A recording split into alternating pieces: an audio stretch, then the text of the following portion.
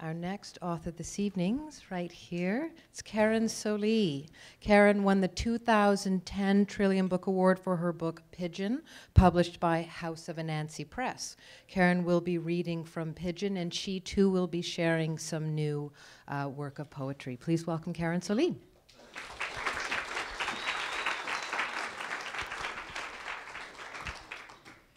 Hi. I'd like to second Maureen's thoughts on winning this prize. It's the recognition is something to take with you into the darker corners of sort of normal writing, the normal writing life, and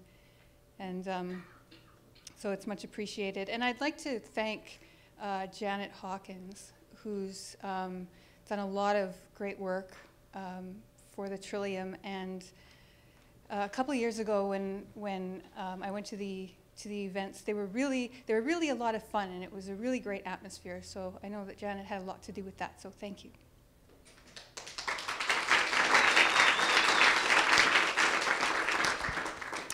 Hold the mic closer. Okay, Noah, I will do that.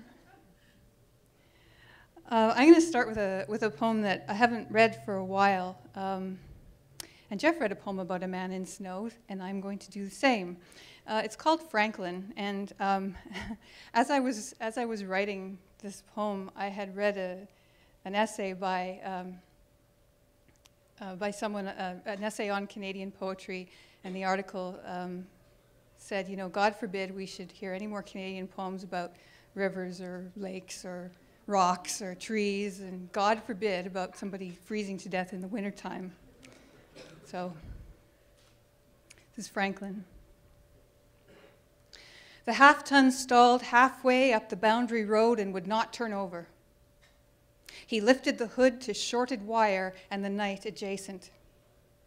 South, the town on the old rail spur, a mile nearer as the crow flies than the number 2 highway, a slog through crown lands of chattering birch and firs frozen as the wind had cocked them.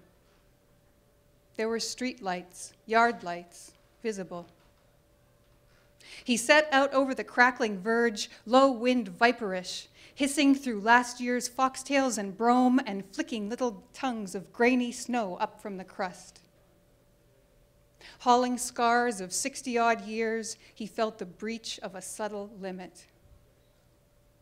The verge of dark was blue and short, and he broached grazing lands in the moon's owly light, blown air in a glittering twist as the risen wind pulled over him its blanket of stings. No discernible rabbit or fox. He followed fence wire and phone line to their brittle limits, cocked an eye right angle to the boundary road, and knew he had lost the truck.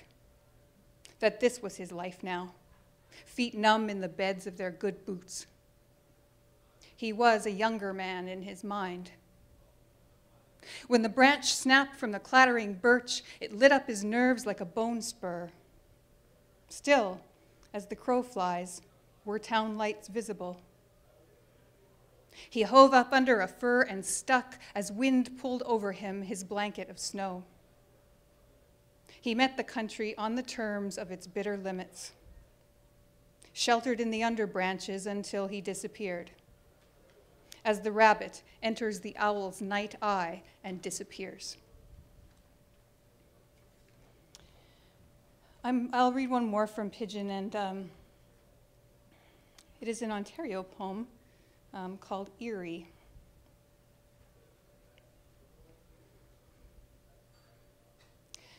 A trip to the Erie shore on the cheap side of shoulder season, to a working port and low-rent summer beach resort for local 18 to 25ers home from school. The ice cream stands, tourist shops were mostly boarded over. A few dopey dance clubs padlocked. Flyers for wet t-shirt contests and quarter shooters scattered like headlines after a war through what might be called downtown. The lake was brown, rolling in a cold wind from Michigan, a shallow subconscious dredging itself up, hooked on nitrogen from phosphorus runoff, still dreaming of fire on the Cuyahoga River, that felonious tributary intruding at Cleveland.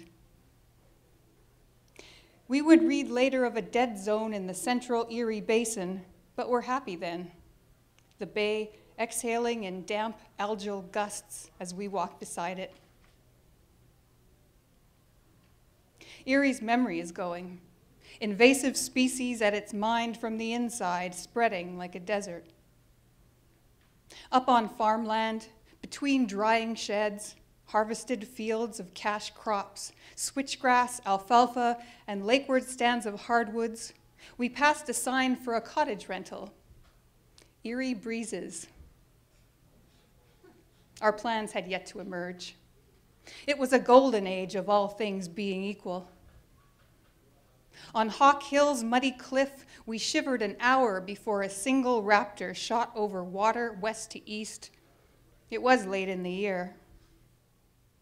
But from the road at a stone's throw, two harriers hovering as if on strings above the market of verdant margins gone to seed. We got our cameras out, then argued about your choice of music all the way to Port Burwell, where, over the long view, we agreed to disagree, as gravity corrects a standing wave. Perch burgers, perch and chips, all-you-can-eat perch buffet. Sunday supper special, perch.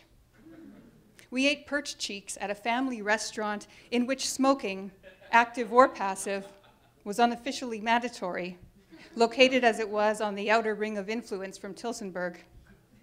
Then drove on through country of scant middle ground, grim mansions of unprincipled dimensions and small, structurally iffy houses whose junk fell over itself joyfully down the creek banks.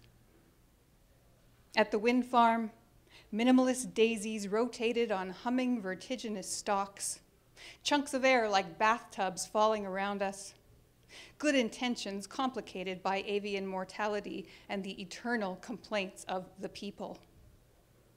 Nothing's perfect, I said, trying to please you. I didn't.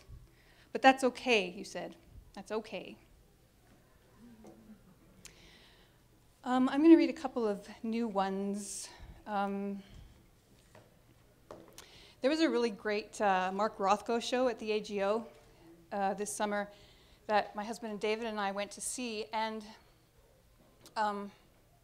we went to see it in the middle of watching a documentary series on DVD called Middletown, a documentary series about people in Muncie, Indiana. And those two things somehow came together for me. While we were in the Rothko room, it was stunning. There was a school, summer camp, art camp or something for kids, maybe, I don't know, 11 years old. And they were broken up into groups of 3 and told to sit in front of one of the Rothkos and just think about how the painting made them feel. And these 3 little girls sat down in front of a very moody, dark, violet and black piece. And, you know, they sat there and one of the girls said, "I feel sad." And one of the others said, "No, it's more like disappointment."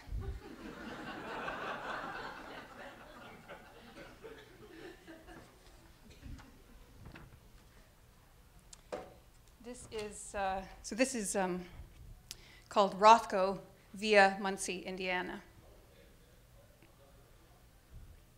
The 1980s, beginning of the long decade, the century's late works. Snow on the grid, field bisected by a late model John Deere's Progress in low gear with a front end load of straw bales. Its operator's daughter dons her brace, thinks her scoliosis the devil's work on her, a not good enough Christian. Her mother talks scripture on the phone in the kitchen, and the kitchen smells of coffee and it smells of dog.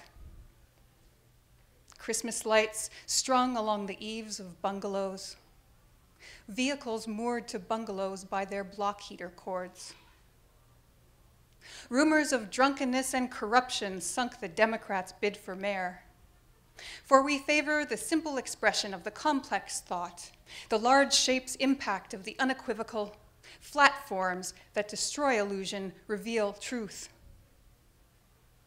But now the Union's eye has twilight in it, and the city dump will stay where it is. Evening falls, or rises, or emanates from the figures. The Sportsplex and Model Aviation Museum, the Muncie Mall and both quadrangles of Ball State University shed their associations, perform an unknown adventure in unknown space. Halogens illuminate an anecdote of the spirit. You won't see his face around here again. The Violet Quarry hosts a greater darkness further in. The White River sleeps in its cabin of pack ice. Among the graduating class, an abstract feeling develops. An inclination to symbolism born of the fatal car wreck on New Year's. A spike in requests for Bob Seger to the call-ins from a quasi-religious experience of limitless immensity. To achieve this clarity is inevitably to be misunderstood. Their lives take on the dimensions of the fields, the city, its facades, and its plan, whose happiness will be their own. Rent, food budget, sweaters indoors, basketball, and a second marriage.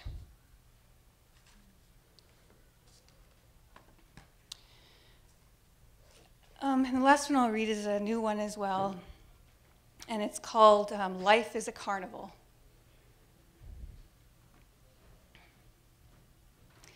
Dinner finished, wine in hand, in a vaguely competitive spirit of disclosure, we trail Google Earth's invisible pervert through the streets of our hometowns, but find them shabbier or grossly contemporized, denuded of childhood's native flora, stuccoed or in some other way hostile to the historical reenactments we expect of our former settings.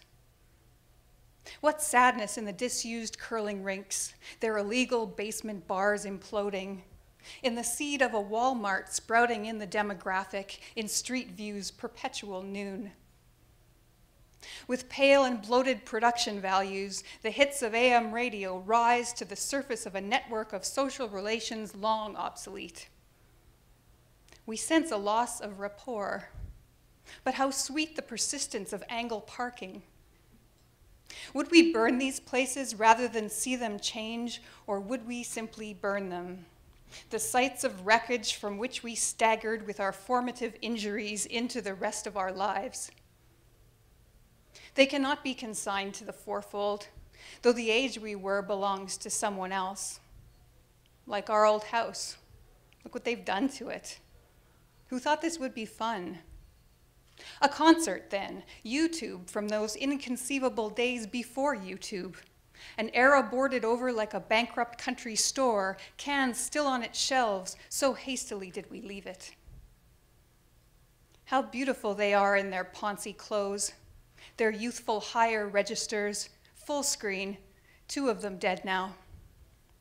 Is this eternity? Encore, applause, encore. It's almost like being there. Thanks very much.